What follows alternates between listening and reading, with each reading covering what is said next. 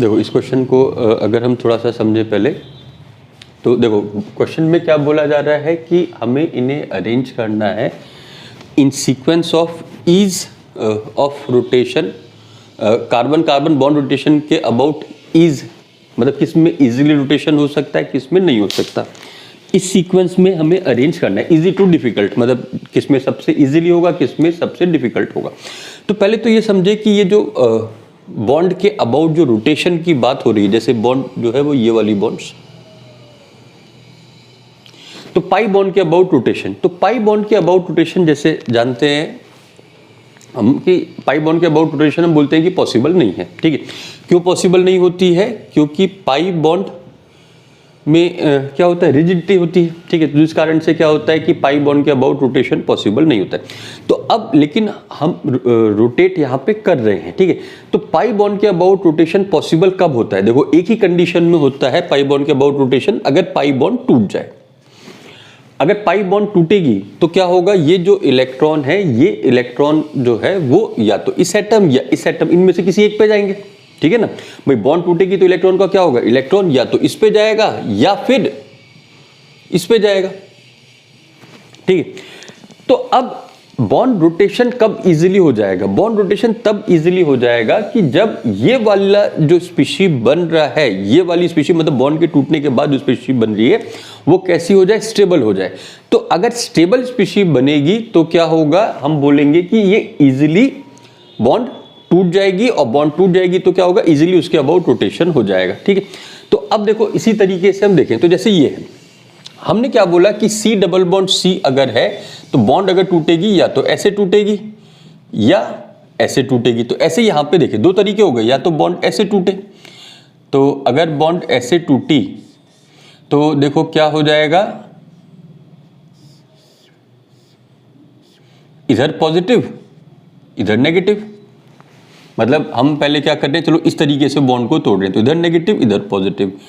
और दूसरा क्या हो सकता है, दूसरा हो सकता है कि इधर नेगेटिव और इधर पॉजिटिव। अब अगर ये जो बन रहा है, ये जो बन रहा है, ये इन दोनों में से जो भी बन रहा है, अगर वो स्टेबल है तो हम बोल सकते हैं कि क्या होगा, ये इस तरीके का पोलराइजेशन हो जाएगा। ये जो पाई बॉन्ड है इसमें इस तरीके का पोलराइजेशन हो जाएगा। पोलराइजेशन हो जाएगा तो क्या हो जाएगा, बॉन्ड में सिंगल बॉन्ड का कैरेक्टर ज्यादा आ जाएगा, सिंगल बॉन्ड का कैरेक्टर ज्यादा आ जाएगा, तो बॉन्ड इजीली रोटेट हो जाएगी। तो अब ये देखें कि इन दोनों में से अब कौन सा बनेगा। भाई ये तो दो पॉसिबिलिटी हो गई ना, इन दोनों में से कौन सा बनेगा, कौन सा बनेगा। इसमें देखो क्या है, ये वाला जो पार्ट है ये कैसा है, एंटी एरोमेटिक है, और ये वाला जो पार्ट है ये भी कैसा है, एंटी एरोमेटिक है। तो इसमें दोनों ही एंटी एरोमेटिक है, तो कोई फायदा नहीं हुआ, क्योंकि एंटी एरोमेटिक तो हम देख चुके हैं ना कि वो तो भाई बहुत कम स्टेबल होते हैं। इसमें देखो क्या है, ये एरोमेटिक है और ये भी एरोमेटिक है, दोनों ही एरोमेटिक हो जा रहे हैं। तो ये तो हमने चलो डिसाइड कर लिया कि ये बनेगा। इसमें देखें, इसमें तो देखो देखते ही समझ में आ जाता है कि इसमें क्या होगा, इसमें तो क्योंकि सिमेट्रिकल है तो एक पे पॉजिटिव और दूसरे पे नेगेटिव, तो ये वाला पार्ट क्या हो गया, एरोमेटिक हो गया, सॉरी एंटी एरोमेटिक हो गया, और ये वाला पार्ट क्या हो गया, एरोमेटिक हो गया। तो एक पार्ट एंटी एरोमेटिक और एक पार्ट एरोमेटिक। तो ठीक है, एक तरफ से स्टेबिलिटी आई, लेकिन दूसरे तरीके से क्या हो रहा है, डिस्टेबलाइजेशन हो रहा है। ठीक है, अब इस पे आए तो इसमें अगर देखोगे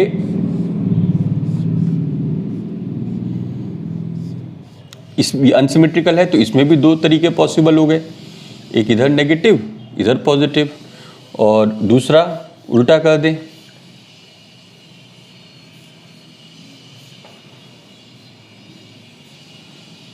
कि इधर पॉजिटिव और इधर इधर पॉजिटिव और इधर नेगेटिव। अब इसमें देखो क्या है, इसमें ये वाला जो पार्ट है ये क्या हो गया है, ये एंटी एरोमेटिक हो गया है, और ये वाला पार्ट ये भी क्या हो गया, ये एंटी एरोमेटिक हो गया है। इसमें क्या है, ये वाला पार्ट एरोमेटिक हो गया है, और ये वाला जो पार्ट है ये भी क्या हो गया, एरोमेटिक हो गया है। तो इसमें दोनों ही पार्ट स्टेबल है, तो मतलब क्या हो गया, ये इस तरीके से पोलराइजेशन होगा। फोर्थ में पोलराइजेशन का कोई मतलब ही नहीं है, क्योंकि फोर्थ में तो प्योर ट्रिपल बॉन्ड है, तो इसमें तो कोई इस टाइप का नहीं। तो ये तो हमें समझ में आ रहा है कि फोर्थ में क्या होगा, सबसे कम होगा, रोटेशन की टेंडेंसी सबसे कम होगी, क्योंकि यहाँ पे पोलराइजेशन को सपोर्ट करने वाला कोई फैक्टर नहीं है। देखो इनमें हुआ क्या है, इसमें और इसमें पोलराइजेशन को सपोर्ट करने के लिए एक बहुत ही स्ट्रॉन्ग फैक्टर आ गया, कौन सा? एरोमेटिक स्टेबलाइजेशन, ठीक है। तो ये भी हमें समझ में आ रहा है कि इन तीनों में क्या है, इन तीनों में इन दोनों में ज्यादा है, इसमें कम है। तो 4 के बाद क्या आ गया? 2 आ गया। 4 के बाद 2 आ गया तो ऑप्शन तो एक ही है, क्वेश्चन तो हो गया। लेकिन तब भी हम समझ लें कि इन दोनों में हम कैसे डिसाइड करेंगे। तो अब देखो इन दोनों में दोनों ही एरोमेटिक हैं, फिर क्या होगा? देखो ये वाला पार्ट तो दोनों में कॉमन है, तो इसको तो रहने दे, बस हम इस वाले पार्ट से देख लें।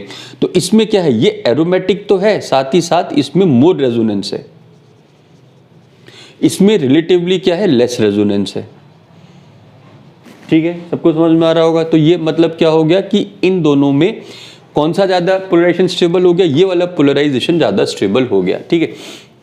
तो क्या हो गया? 2 4 फिर 3 और फिर 1, ये आंसर हो गया, ठीक है। तो क्वेश्चन समझ में आ रहा होगा। अच्छा, इसी क्वेश्चन को एक दूसरे तरीके से पुट कर दिया जाता है, बोला जाता है कि इन सबको जैसे इस टाइप के दे दिए जाएंगे कि इसमें मैक्सिमम डाइपोल मूवमेंट होगा, क्योंकि अब अगर इस तरीके का पोलराइजेशन स्टेबल हो गया तो ये जो स्पीशी है ये तो इसमें कन्वर्ट हो जाएंगी ना। तो अब अगर चार्ज आ गया तो क्या हो गया? मतलब आयनिक कैरेक्टर आ गया, आयनिक कैरेक्टर ज्यादा हो गया तो क्या हो जाएगा? डाइपोल मूवमेंट ज्यादा हो जाएगा। तो अगर इनमें डाइपोल मूवमेंट पूछा जाए कि किसका सबसे ज्यादा है, तो उसका भी आंसर क्या होगा? यही होगा, ठीक है। तो ये शायद अब ये क्वेश्चन क्लियर हो रहा होगा, ठीक है। और ये दोनों ही तरीके से पूछ लिया जाता है, बॉन्ड रोटेशन के हिसाब से भी और डाइपोल मूवमेंट के हिसाब से भी।